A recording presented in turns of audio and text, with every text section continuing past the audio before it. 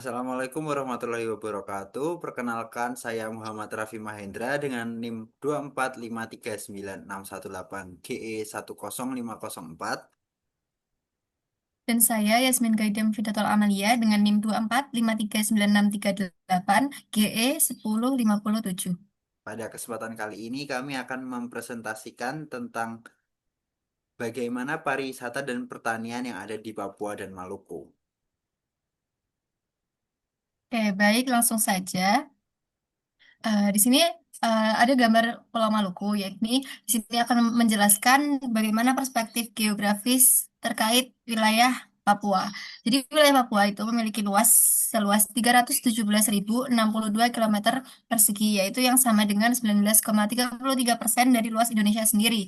Papua ini terletak di posisi astronomis 0 derajat 19 menit hingga 10 derajat 45 menit lintang selatan dan 130 derajat 45 menit hingga 141 derajat 48 menit bujur timur.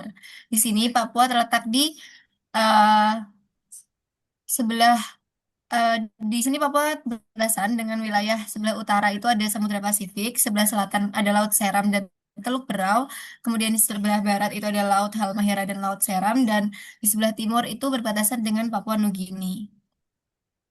Nah, Papua ini dikendalikan oleh interaksi lempeng benua Australia dan lempeng Samudra Pasifik yang dimana terletak di perbatasan kedua lempeng tersebut. Nah, sebagian besar morfologi wilayah Papua itu berupa daratan sebanyak 39,20% dan pegunungan sebanyak 60,79%. Yakni di sini memang Papua itu didominasi dengan morfologi yang berbentuk pegunungan dan perbukitan. Nah, bagian morfologi daratan itu dengan ketinggian lebih dari 100 meter, jadi bagian terluas di wilayah Provinsi Papua, yakni sebesar 5.027.142,57 hektar, yakni 53,3%, dan ketinggian yang lebih dari 1.000 meter dari permukaan laut itu jadi bagian tersempit, yakni seluas 3.241.694,74 hektar, yakni seluas 39,20%. Nah, kemiringan lereng yang mendominasi wilayah Provinsi Papua itu terdapat ada yang lerengnya landai, yaitu sebesar 45,9%, dan lereng yang sangat terjal, yakni dengan kemiringan lebih dari 40% yang menempati 43,3%. Nah, di samping itu ada peta yang mengkaji mengenai topografi dari Pulau Papua sendiri dan juga lereng di Provinsi Papua. Nah, selanjutnya di sini akan membahas mengenai pertanian di Papua. Nah, potensi lahan untuk pertanian di Papua itu seluas 2,7 juta hektar yang baru dimanfaatkan sekitar 33% dari luas daratan di Papua. Nah, pada tahun 2024, kontribusi terbesar luas panen padi di wilayah Papua itu berasal dari Papua Selatan yang mencapai 47.169 hektar, yaitu jauh melampaui dari provinsi-provinsi lainnya. Nah, hal ini itu menunjukkan kalau wilayah Papua Selatan itu menjadi pusat produksi padi utama di Papua. Nah, sebaliknya di Papua Pegunungan itu hanya menyumbang 10 hektar yang mencerminkan bahwa keterbatasan lahan datar dan kondisi topografi yang miring itu tidak mendukung pertanian padi. Nah, Provinsi Papua Barat itu juga berkontribusi cukup besar, yakni sebesar 5.121 hektar, sedangkan di Provinsi Papua sendiri itu 1.069 hektar, Papua Tengah 1.436 hektar, dan Papua Barat Daya itu 364 hektar. Nah, beberapa provinsi tersebut itu masih memiliki potensi pengembangan yang perlu didukung dengan peningkatan teknologi pertanian, irigasi, dan juga program intensifikasi. Nah, pertanian di Papua itu masih mengembangkan dua sektor besar, yakni ada tanaman pangan dan tanaman hortikultura. Tanaman pangan itu mendominasi selain padi itu ada sagu, ubi jalar, dan ubi kayu. Sagu sendiri itu seluas 784.197 hektar, ubi jalar seluas 2.170 hektar, dan ubi kayu seluas 1.963 hektar. Nah, tanaman hortikultura utama yang tersebar di Papua itu didominasi oleh kangkung dan sawi. Kangkung sendiri itu seluas 1.871 hektar dan sawi seluas 1.793 hektar. Nah, keduanya ini sangat adaptif terhadap kondisi iklim tropis, lembab yang ada di Papua dan juga curah hujan tinggi dan suhu yang stabil sepanjang tahun. Nah, wilayah Papua itu juga memiliki jenis tanah yang subur dan bisa menyimpan banyak air seperti aluvial dan tanah andosol yang cocok untuk tanaman berumur pendek dan berakar dangkal seperti kangkung dan sawi. Nah, selain itu, topografi yang banyak berupa lereng membuat masyarakat itu memilih tanaman itu mudah membudidayakan tanpa pengelolaan yang intensif. Jadi masa panennya di sana itu cepat dan kebutuhan perawatannya itu sederhana. Jadi kangkung sawi itu adalah pilihan yang strategis untuk memenuhi pangan lokal dan keberlanjutan pertanian di Papua. Nah, selanjutnya dari potensi pertanian yang telah disebutkan tadi, itu terdapat juga beberapa tantangan di sektor pertanian di Papua. Nah, yang pertama itu ada infrastrukturnya yang masih terbatas, kemudian adopsi teknologi yang masih rendah, jadi di sana itu masih sangat-sangat tradisional proses pertaniannya. Nah, kualitas SDM pertanian juga masih rendah dan kemudian investasi pembangunan yang kecil sehingga ladang-ladang dan juga sawah di Papua itu kurang terawat dan kurang dikembangkan. Nah, bagaimana sih cara untuk mengembangkan pertanian di Papua? Yakni yang pertama itu dengan mengadakan pendidikan dan bimbingan bagi petani. Kemudian dapat juga membangun infrastruktur penunjang pertanian, kemudian memperkuat posisi tawar petani agar distribusi dan juga produksi dari hasil tani dan hasil panen itu sendiri bisa meluas dan berkembang. Kemudian perlu juga dilakukan intensifikasi dan perluasan areal tanam, dan yang terakhir yaitu dengan optimalisasi dan konservasi penggunaan lahan dan hasil hutan. Nah, selanjutnya kita akan beralih ke sektor pariwisata. Nah, di sini terdapat diagram yang menampilkan jumlah penghunian kamar hotel yang ada di Provinsi Papua. Nah, berdasarkan data BPS di 6 provinsi yang ada di Pulau Papua pada tahun 2024, terlihat kalau Provinsi Papua Barat dan Papua Barat Daya dan Papua Selatan itu jadi tingkat penghunian kamar hotel tertinggi dengan jumlah tamu sebanyak 354.965 di Papua Barat Daya dan juga 90.963 di Papua Selatan. Nah, untuk jumlah tamu terbanyak sendiri itu sebenarnya terletak di Provinsi Papua dan juga di Papua Barat Daya. Papua eh, di Papua Barat Daya itu disebabkan oleh keberadaan pariwisata yang berupa kombinasi keindahan alam yang didominasi dengan gunung dan laut, kemudian ada budaya tradisional yang sangat khas dan juga potensi ekowisata berkelanjutan yang jadi daya tarik wisatawan baik domestik maupun mancanegara. Nah, berikut ini adalah potensi-potensi pariwisata yang ada di Papua. Papua itu memiliki kondisi alam yang masih asli dan budaya yang khas dan unik, dan juga minat khusus bahari yang gak kalah menarik dengan daerah-daerah lain di Indonesia, bahkan di kancah mancanegara. Nah, destinasi wisata di Provinsi Papua itu menyumbang sekitar 25% dari total kunjungan wisata nasional setiap tahunnya. Nah, terdapat beberapa jenis pariwisata di Papua, yakni ada yang wisata alam, wisata bahari, ekowisata, wisata sejarah, wisata budaya, wisata kuliner, dan juga wisata religi. Nah, di sini ada 4 gambar yang menjadi daya tarik pariwisata paling terkenal di Papua, yakni ada Kartens Pyramid, kemudian ada Danau Santani, Taman Nasional Lawrence, dan juga Lembah Baliem. Nah, selanjutnya ini adalah eh, The Last Paradise on Earth, yakni Raja Ampat yang menjadi daya tarik utama dan komoditas sektor pariwisata utama di Papua sendiri. Nah, pada tahun 2024 terdapat 33.277 wisatawan yang berkunjung di Raja Ampat. Di tahun 2024 itu terjadi peningkatan sebesar 67,65% dari tahun 2023. Nah, Raja Ampat itu jadi ikon wisata Papua Barat Daya dengan pulau-pulau yang banyak dan beragam seperti Pulau Waigeo, Misol, Salawati, dan Batanta. Nah, Papua Barat Daya, khususnya Raja Ampat sendiri ini terkenal dengan keindahan bawah laut, terumbu karang, dan juga laguna kristal. Nah, selanjutnya, dari potensi-potensi yang banyak tadi dan besar, nah, terdapat juga ancaman pariwisata yang datang ke Pulau Papua sendiri. Berdasarkan data BPS Provinsi Papua tahun 2025, terdapat pergerakan fluktuatif yang justru cenderung menurun dari yang dihitung dari tahun 2024 di bulan Maret hingga tahun 2025 di bulan Maret.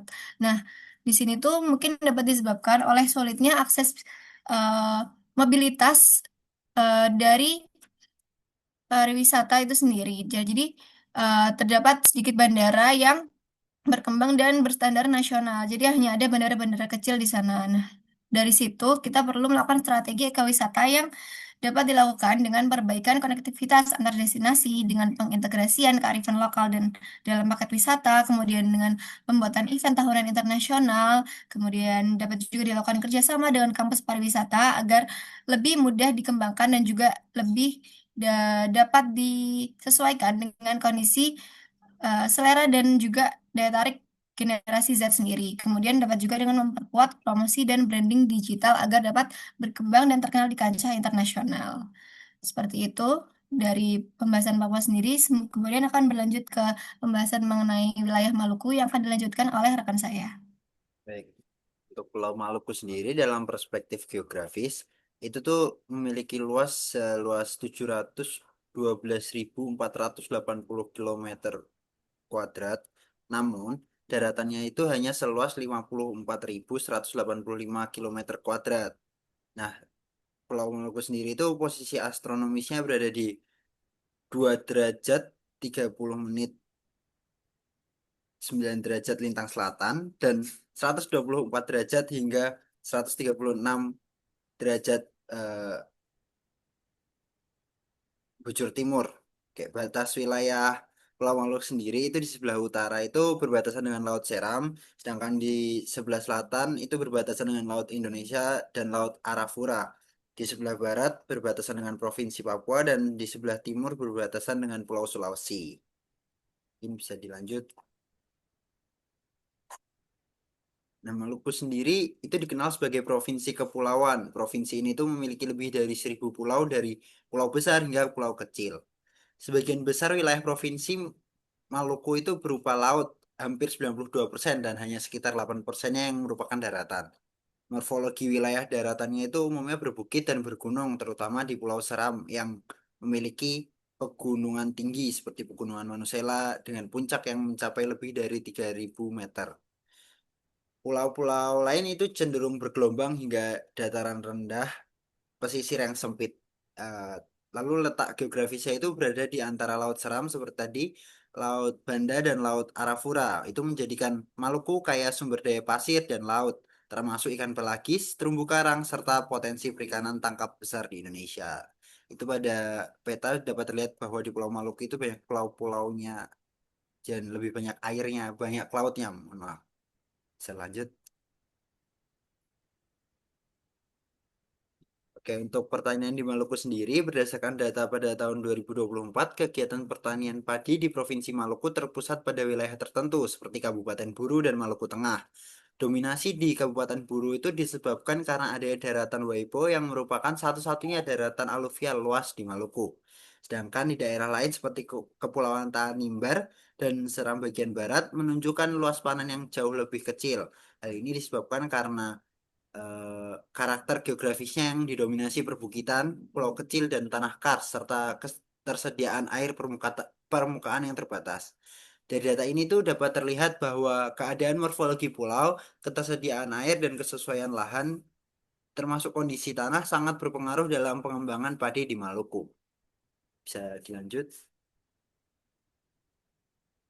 Nah, produksi rempah di Maluku tahun 2024 ini didominasi oleh serai sebanyak 1.152.589 kilogram dan kunyit 980.982 kilogram.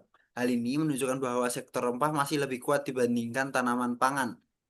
Serai banyak dibudidayakan di lahan tanah hujan, pekarangan, dan kebun campuran sehingga penyebaran merata di berbagai kabupaten. Sementara kunyit tumbuh baik pada tegalan dan lahan kebun yang lembab serta teduh. Tingginya hasil kedua komoditas ini menunjukkan bahwa pertanian Maluku lebih cocok pada lahan kering dan sistem agroforestry, sehingga rempah menjadi sektor yang stabil dan berkelanjutan. Hal ini menegaskan bahwa posisi Maluku sebagai wilayah penghasil rempah dengan potensi ekonomi yang masih sangat besar. Bisa dilanjut.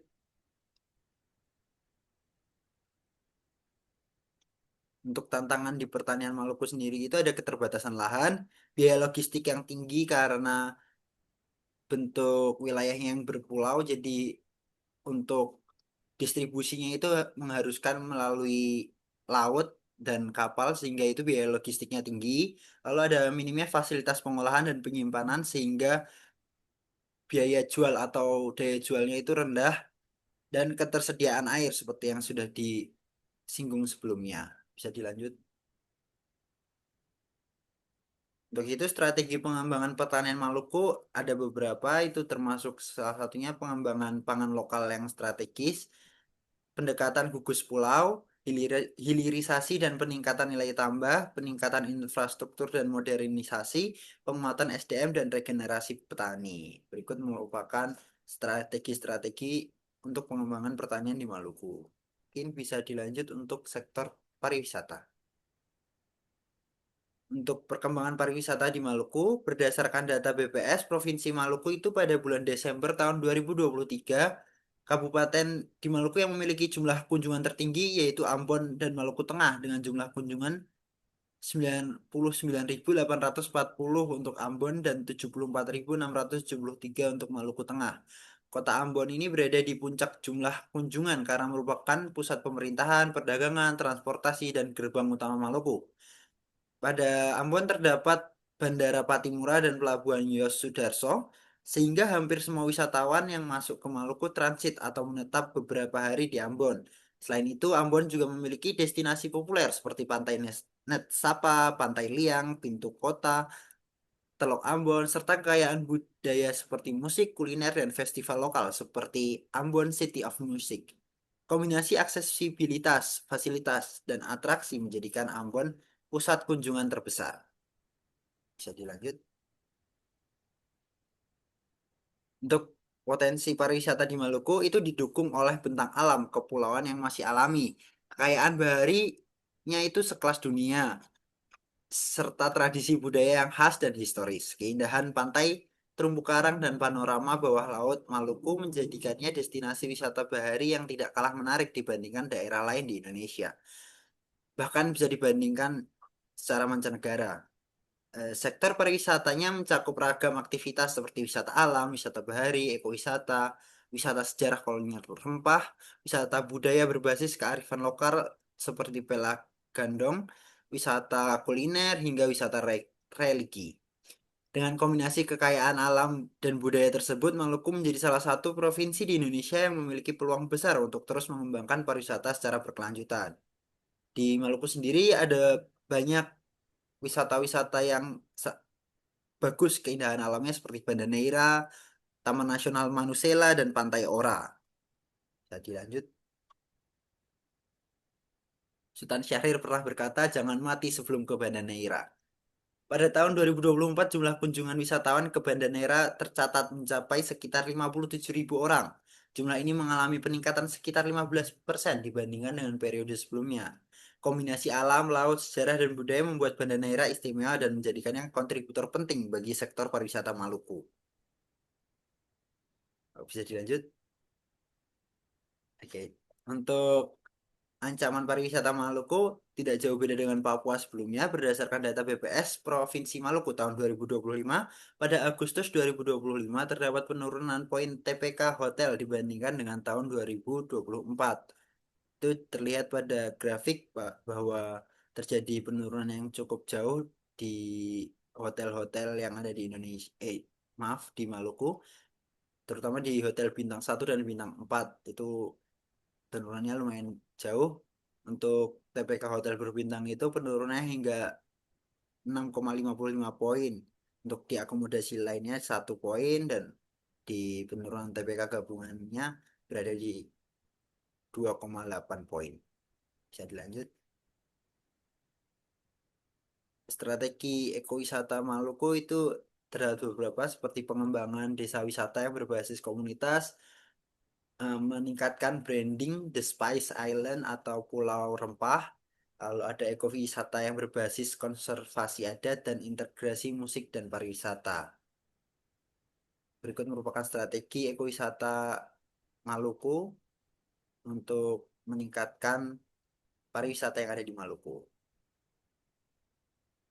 Dan ini Nah, merupakan berikut ini adalah referensi yang kami gunakan eh, di sini juga. Nah, kemudian itu saja presentasi dari kami. Kurang lebihnya mohon maaf. Wassalamualaikum Wassalamualaikum warahmatullahi warahmatullahi wabarakatuh. wabarakatuh.